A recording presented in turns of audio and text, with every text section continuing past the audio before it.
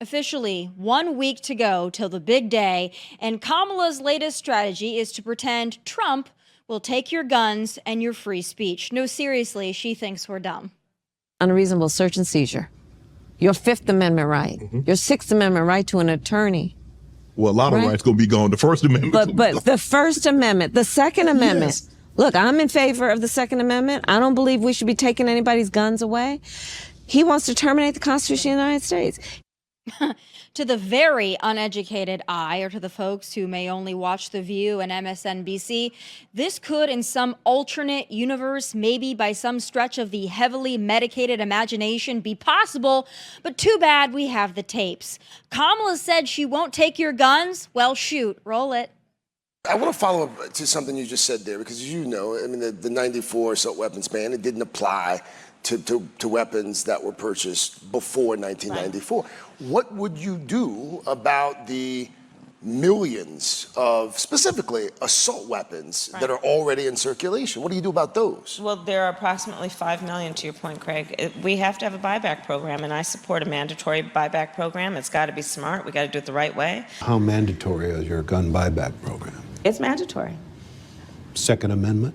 The Second Amendment, listen, we're going to have to do it the right way. There's no question about that. But we don't have any, we have to get these guns off the street.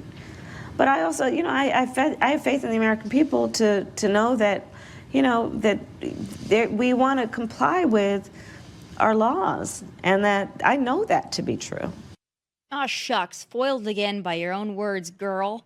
But Kamala also alleges she will protect your free speech rights, which is not only laughable, given the Biden-Harris administration actively worked and is still working to curtail those rights, but also given how her running mate, Tim Walz, feels about the absoluteness of free speech. I think we need to push back on this. There's no guarantee to free speech on misinformation or hate speech, and especially around our democracy. Those two clowns are the fakest duo since the Wayne brothers and White Chicks. Kamala is actually much better at talking in salads. At least you can't fact check those. And we stand then in that path, knowing that we also have the honor and the duty of excelling in every way possible, being able to see what is possible and not be burdened by other people's limited ability to see the same. Oh, joining me now is the host of the Officer Tatum Show, Brandon Tatum. Okay, Brandon, do you think she's winning over the black male vote doing all of these podcasts?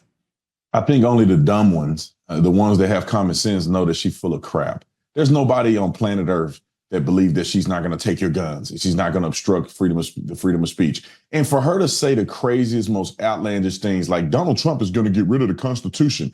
Well, why didn't he get rid of the Constitution when he was the president?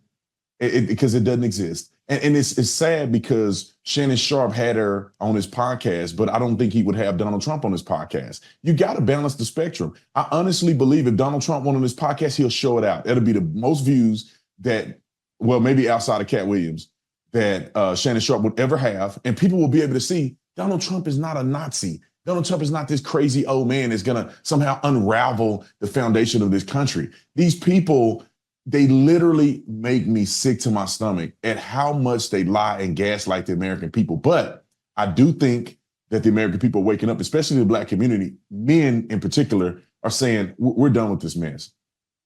I would certainly hope so. It's so funny because Kamala was caught on a hot mic. I actually think that was all contrived. I don't actually think it was a hot mic, but when she was with Big Gretch and they were talking about how they're losing with men, they conveniently didn't notice that there were microphones all around. So maybe they are just that dumb and unaware, but they know that they're losing with men. And the strategy in the last week seems to be to go on black podcasts. That's one. And two, just to call Trump Hitler and a fascist and a Nazi. That seems to be the all-in play there. But I think she's going to lose majorly with men. I don't think it's even going to be close. And I wonder what you make of the fact that Joe Biden was able to get, at least what the polls are telling us, Joe Biden was able to get more of the black vote in certain states like Georgia than the polls are showing Kamala Harris, who is half black, is going to be able to get. Now, we don't know if the polls are accurate, but what do you make of that an old white man who can't even function was possibly able to get more of a vote than the actual black woman? What does that tell you about the voters in places like Georgia? Well, there's a twofold thing here. One is that the brainwashing was better. They've been able to manipulate and brainwash people into believing that Joe Biden was a moderate. And he ran as a moderate. And even people like my dad way back when, now I don't think my dad is going to vote for the Democrats ever again. But back then it was, well, we want to get back to normalcy. We want to get back to peace. Donald Trump is so radical and there's all these, arguing and bickering that's going on in our country. If we just got back to a regular politician, things would be better. But then people realize things got worse and these people don't know what they're doing. And Joe Biden is half dead. So I think people are waking up more so than what it has to do with Kamala Harris independently. I think people just see through this mess, man. I mean, she comes across very disingenuous. She's not a genuine person. She's not authentic. When she gets out there and says she cooked collard greens in a bathtub, there's no black person on planet Earth that ever cooked collard greens in a bathtub, or not cooked, but cleaned them in a bathtub. Now, in my opinion, these people are really out of touch with the black experience. Even Joe Biden, they're out of touch with the black experience. So what do? They Google black experiences, or they come up with them off because they heard of one black person, maybe somewhere that did something. But then when you talking to the mass amount of black people that grew up in the South, they know you're full of crap.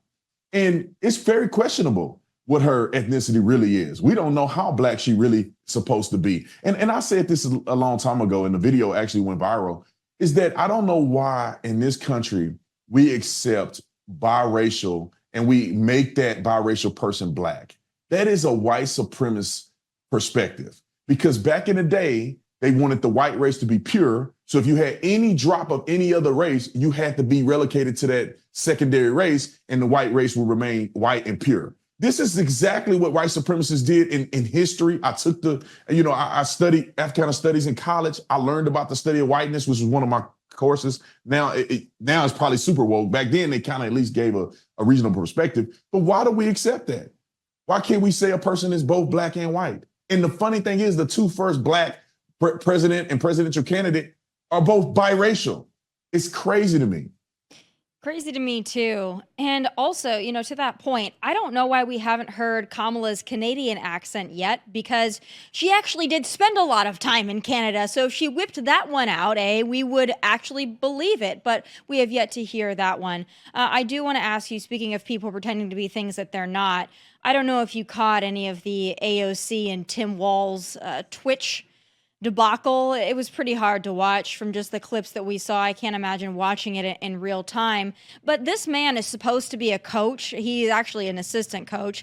But I don't know anything about football, Brandon. I wouldn't pretend to know anything about football. I have no idea what a pick six is. I thought that was like picking lottery numbers. I would never go on Twitch and try to use that terminology because I'm unfamiliar with it. But what do you make of Tim Walz in this now deleted tweet? Obviously has gone viral. Do we even think he was a coach? Like, what was he doing?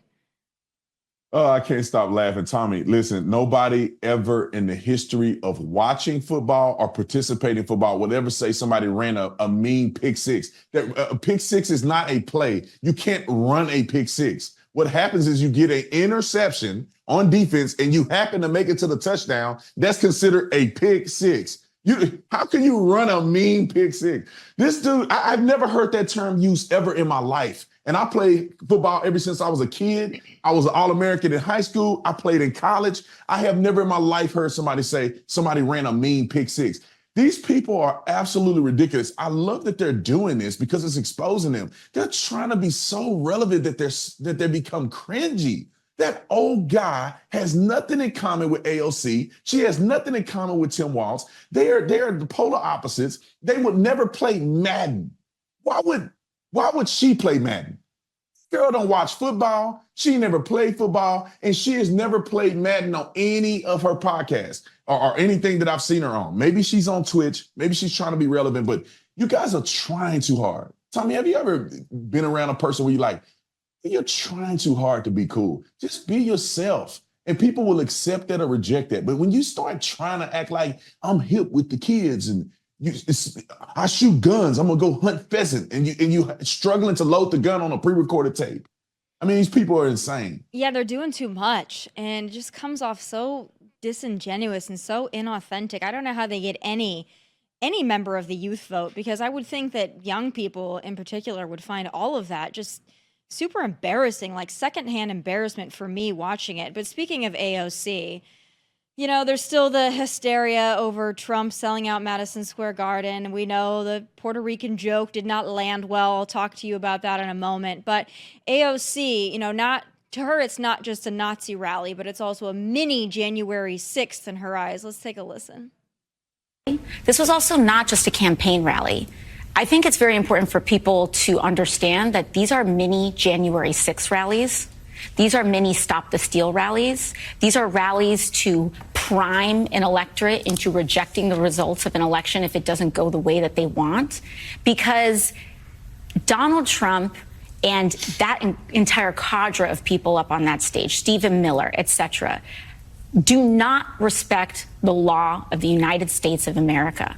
And they either want to win this election or they are using rhetoric of taking it by force. That is what they mean, and that's what they're doing when they are inciting violence and hatred against Latinos, against Black Americans, against Americans who don't have children, against, I mean, you have J.D. Vance literally talking about watering down people's right to vote, depending on if they can viably carry a child or not.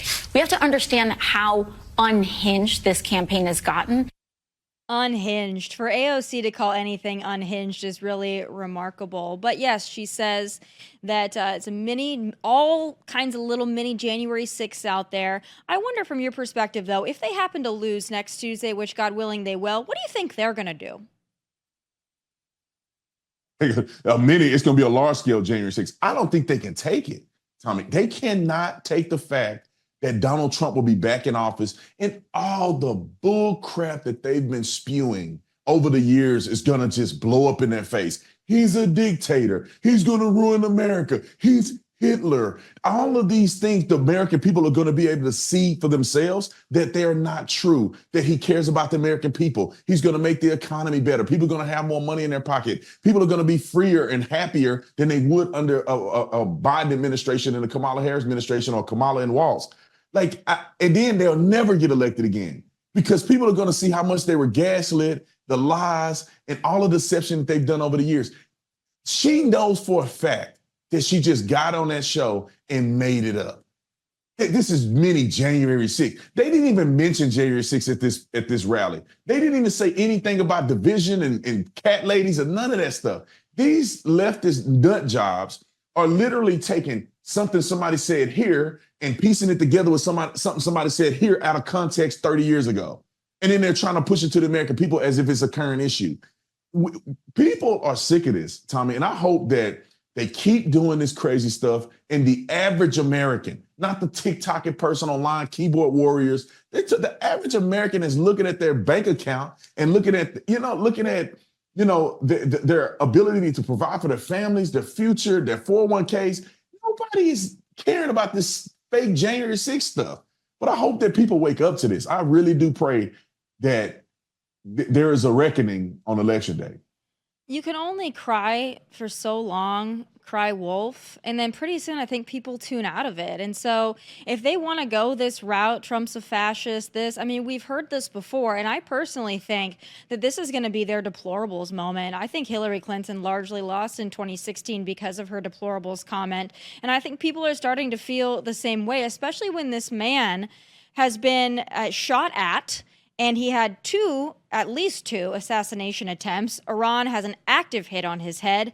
And then they're sitting there saying the things that they're saying about him. And I think that they're actually doing what they're claiming Donald Trump and his supporters are doing. I think they're priming the pump for their supporters to go nuts if Donald Trump were to win. I think that that's what they want. It's like, hey, listen, no holds barred. These people are evil. And, most people look at that and they would never act out. But there are some people that are crazy and deranged enough to do something.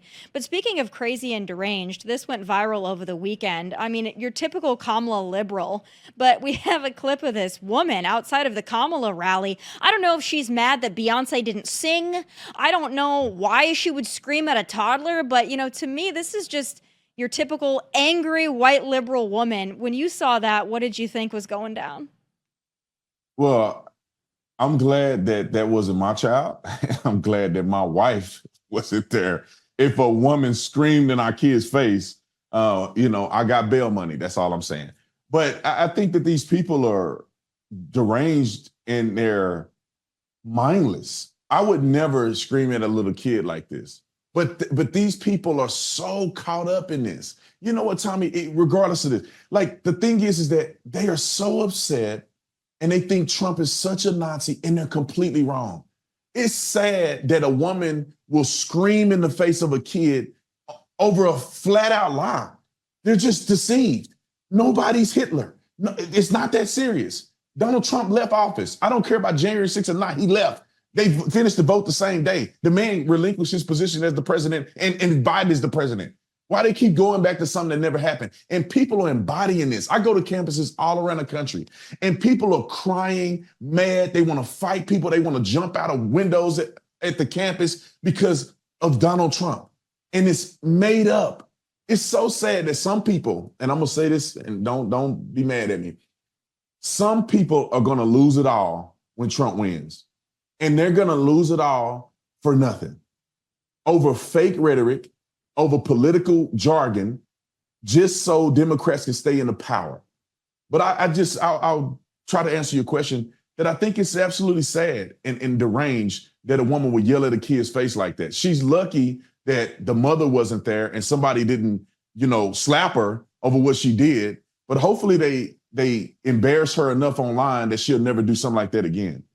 It's just so embarrassing that these people act like this. But then on the flip side of that, when you see a Trump rally, you look at Madison Square Garden, they try so hard to make it look like that was some kind of a Nazi rally or whatever. But by all accounts, everybody that was there, everybody that's gone to a Trump rally, people are kind, people are patriotic, people are friendly. I mean, you just don't see this kind of stuff at a Trump rally. People are genuinely enjoying themselves. I have to ask you too, because I know you're in Arizona. It's going to be a very important state. Maricopa County is going to be one to watch for sure. How are you feeling in Arizona? Do you feel like Trump's going to pull it out of that state? How are you feeling about the Senate race? Like, what are things like on the ground there? Well, it's hard to tell. I honestly think Donald Trump dominated, but he still ended up not getting the electoral college votes from the state of Arizona.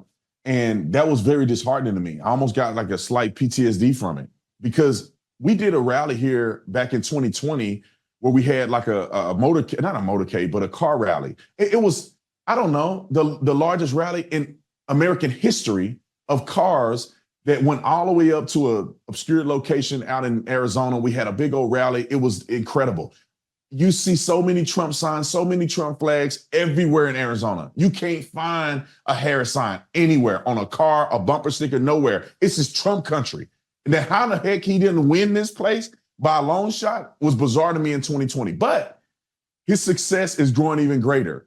Charlie Kirk was on campus at ASU, which is a leftist university, and he had hundreds of kids with MAGA hats on, rallying and protesting and letting their voice be heard in support of Donald Trump. That is something I've never seen before. So I think in Arizona, Donald Trump is going to win by a lot. Now, Kari Lake is a question mark. I think that Kari Lake is not running a strong campaign. I think a lot of people in Arizona are sick of her. I don't think she's running a good campaign. I'm voting for her anyway because I'm not voting for a leftist lunatic in Gallegos. But I would hope that people would say, I'm voting for Donald Trump, so I'm going to vote for Kari Lake, and I'm going to vote for the Republicans down ticket.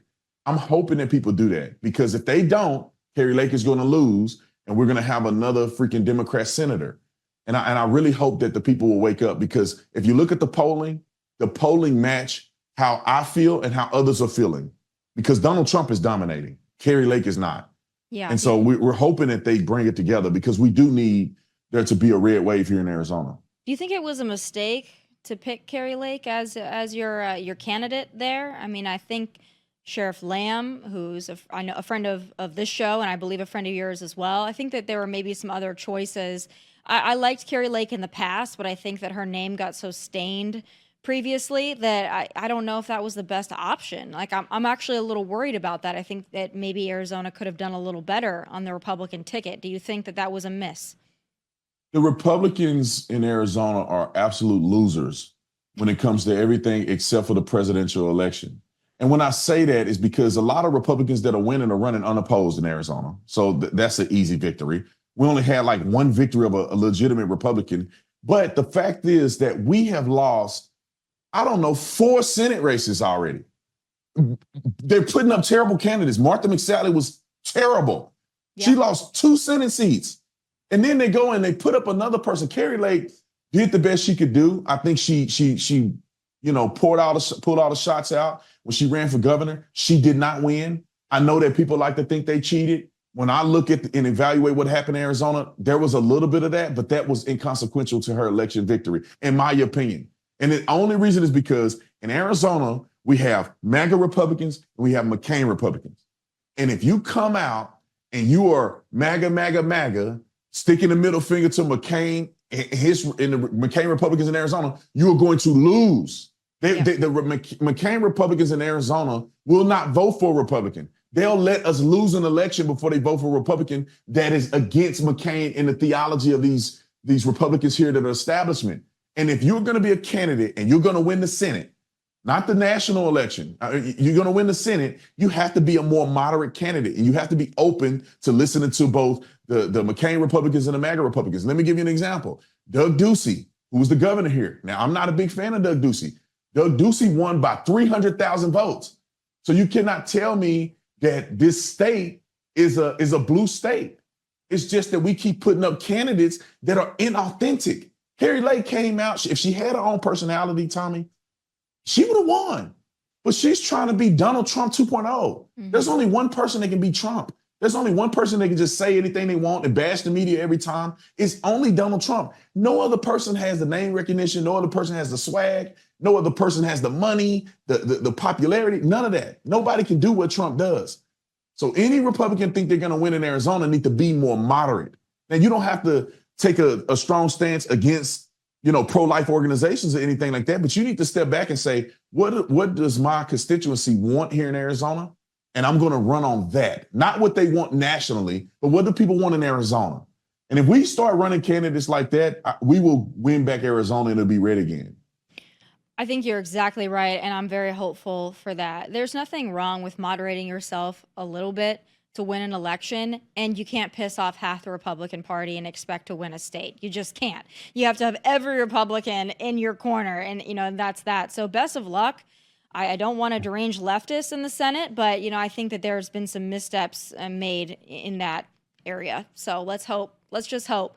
I'm wondering your thoughts on how things are looking for next Tuesday. A lot of early voting on behalf of Republicans, which is good to see. Finally, Republicans are taking part in that. So I don't know if it'll be enough. I'm always cautiously optimistic because I don't like to get cocky about it. I don't want to be embarrassed like we were in 2022. But how do you think this is looking a week out? I personally think he's looking great for Donald Trump. Look at the turnout. I mean, the turnout is going to be ridiculous. You got to think, we are typically election day voters. Mm-hmm. I think this is an influx of new voters. This is an influx of people who are enthusiastic about voting. That's not even accounting for the people that's going to show up in person because they believe that's the most secure way to cast your vote. I think that Donald Trump is going to win this thing by a lot.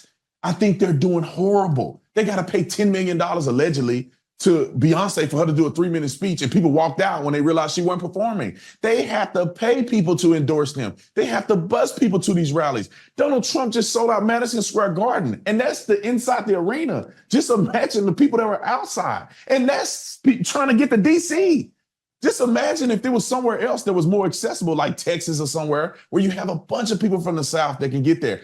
Donald Trump's momentum is out of control. And the more that Kamala goes on television and she just word salad her way through it, she don't answer questions. She can't tell you what she's going to do. She's telling you it's a new way forward when she's already in office. I mean, and they bashing the black men, and they've lost them. You're not going to go on Shannon Sharp podcast and somehow get the black men back. They already made their mind up.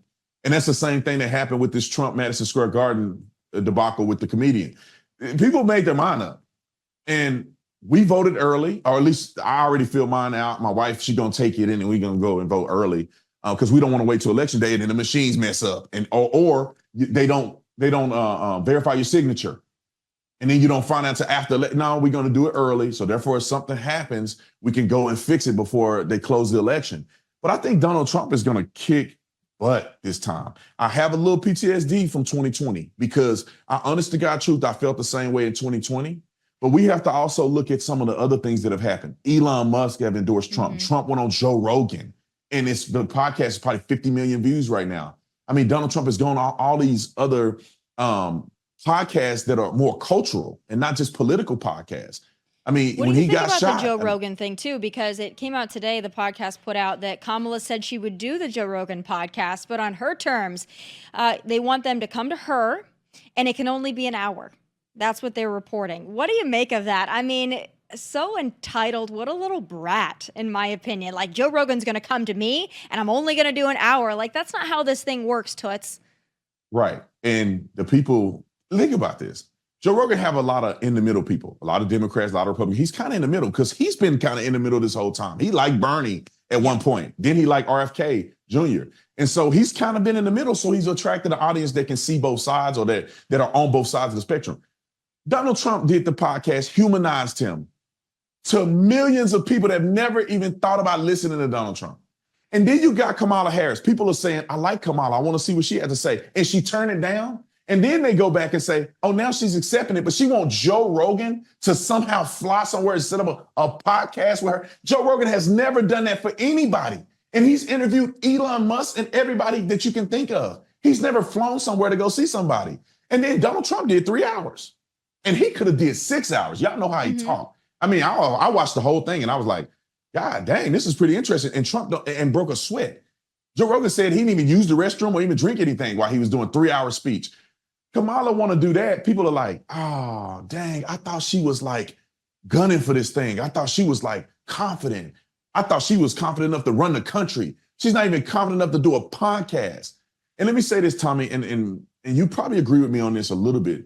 Women have a slight disadvantage when it comes to being the president in a leadership position because people generically have been conditioned to not see women as leaders as much as they do men. Now, there are women that are incredible that can lead, yourself included, but it's an uphill battle. You have to prove that you're not some cackling, weak, emotional person. And Kamala Harris hasn't done a good job at that. She's cackling and laughing and can't answer questions. She seems timid. She's not confident. She's looking down every time she's interviews. She's not a good representation of a female leadership position or a female leader.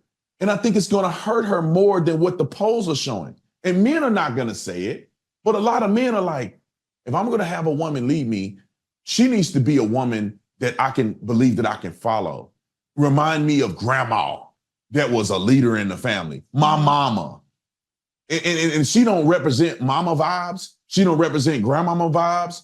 This woman is illegitimate. And I think this, Tommy, there's a lot of other women, which I'm glad they didn't use them, that would have been far better leaders, that would have been far more confident against Donald Trump, that have been far more of a perfect example of how a woman can actually lead because she has a reputation to, and she also have a demeanor, and she comes across, like a very strong person that can get in front of a dictator or a leader and put them in their place and be very confident. Kamala Harris has none of these qualities.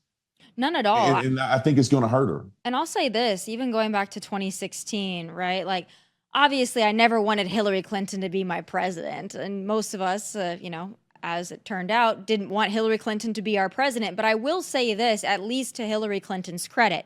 When I look at somebody like Hillary Clinton, I disagree with her on probably 99% of policy positions.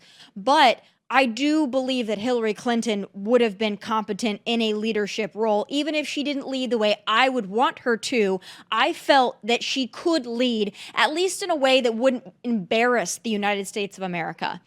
But you look at Kamala, and I'm thinking to myself, can you just imagine her representing our country? She's trying to eke out right now, just like the last remaining week, like, oh my God, let me just get through a couple interviews. Let me just get through a couple podcasts. And I already say burdened by what has been twice in the same 5 minutes. Like, it's just, she's so uncomfortable. And then I think to myself, imagine we elect her and she's got to do this for 4 years representing us.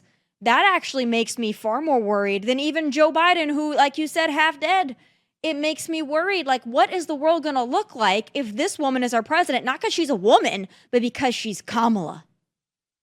Right. And unfortunately, when you look at some of these Middle Eastern countries and leaders, they don't respect women the same. No. And a woman have to demand respect from these people. She can't do that. She can't look a person in the eye. But I want to say this one thing, and this is one thing that I forgot to mention, that I think is really one of the reasons why they're failing in the Black community. Kamala Harris and her minions are saying, you're wrong not to pick her a woman because she's Black. You should support the Black woman. You should support the Black woman. Well, wait a minute. She married a white man.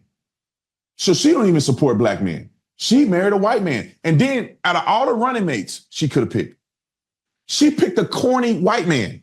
She didn't pick a Black man. She didn't pick a Black woman. She didn't marry a Black man. She married a white man and picked a white running mate. That's the whitest dude in American history. Nobody with swag or nothing. Homeboy ain't been around Black people once in his life. So how are you lecturing us on saying we got to be stupid enough to avoid every red flag to pick her because she's Black, but she don't even do that in her personal life, and she don't even do that in her professional life running for running for the president of the United States. So somebody explain that to me. You can't guilt us into this race baiting stuff, and you don't even apply that in your own life. I think she'll get more of the Black vote if she did say, I'm going to pick a woman to be a vice president. Tommy, why not? Why can't it be two women on a ticket? Why can't she pick another woman? If it's women power strong, I think she'd get more credence if she picked a woman. Because then you'd be like, all right, women, I see you. You don't need a man. You know what I'm saying? You can get a woman and do the same thing. Well, to be fair, I don't know if Tim Walz necessarily screams man. So I don't know if I look at Tim Walz and I'm like, yeah, she picked a white man from the Midwest. Like, more like the Nutcracker. I mean, agree with you. I don't know about that. I agree with you wholeheartedly. You know what? But you bring up a good point. Maybe because the left is so married to identity politics, maybe we pressure them for that to be their new thing. It's like Joe had to pick Kamala because he had to pick a Black woman. Well, maybe now you're setting this up perfectly. Next time you guys run for anything, we need 2 women up there, and you guys need to nominate that, and just like let the chips fall where they may. Maybe that's like the next thing that needs to be demanded of them because they're married to DEI and identity politics.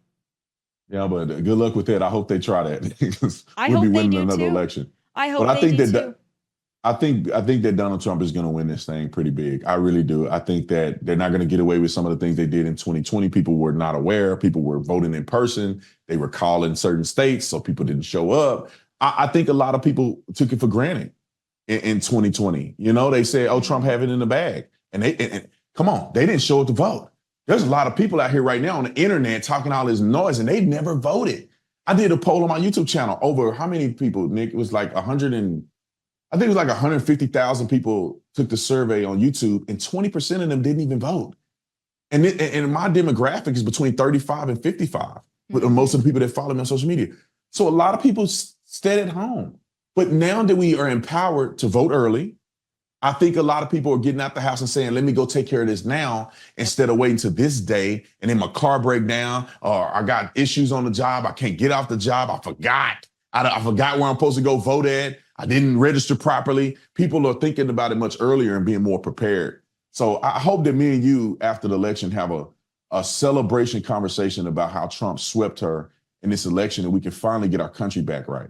I remember, and I know you do too, but I remember 2016, and I remember how sweet the holidays were. After 2016, it was like Thanksgiving was amazing, Christmas was amazing, New Year's was amazing. It was like, that was the heyday. I want to go back there. I want to go into Thanksgiving and be like, God, we got Donald Trump. We elected Donald Trump. Like, let's please go into the holidays with some enthusiasm. Be the greatest gift we could be given is that. And I'm still so nervous, and I don't want to be overconfident because, as you said, people have to go out and vote. I don't care if you're in a red state. I don't care if you're sitting in California and you're like, my vote doesn't count. It does. It counts. Let's have him win the popular vote. Like, let's just make it so big and so definitive that these people cry all through the holidays, all through their made up holidays even. Let's let them cry through them all. Like, I just want this to be so crushing. But I don't want to get too excited. So I have to talk to you after the election. Hopefully we're celebratory and we can just get our ducks in a row for 2028. Like, that's what I want. I just want just like success. But I like the high vibes. Let's just carry it into a week from today. And you remind your people, I'll remind my people, you got to vote. please vote. Like, please, if there's nothing else you do, if you don't even shower in the next week, please just vote. That's it. Amen. I want to say amen to that. All right, Brandon. Well, I hope to talk to you after the election victory. Thank you so much for taking the time. And like I said, let's just go into Thanksgiving extra grateful this year. Yes. Well, God bless you. Thank you for having me. Appreciate you as always. All right, folks. Donald Trump and the increasingly haunting realization that he will be reelected has broken the collective liberal brain. And I just hope that their networks cover therapy. It's time for final thoughts.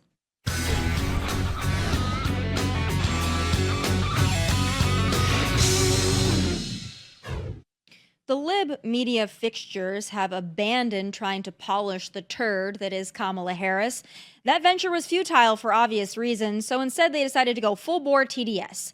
They were just desperate to characterize Trump's Madison Square Garden rally as a gathering of Nazis.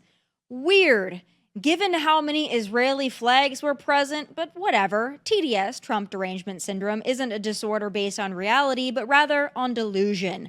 I'm not sure if these fools are just acting, but for their sake, I certainly hope so. I think a lot of people are seeing that rally at Madison Square Garden, seeing all those people. Doesn't mean he's going to win the race. But my point is, it's discouraging that so many people would gather and rally to hate speech in America. That it's discouraging and it hurts. Oh my gosh. How did we get here? How did we get here where a stadium of people come to hate? That's a different country, a different time.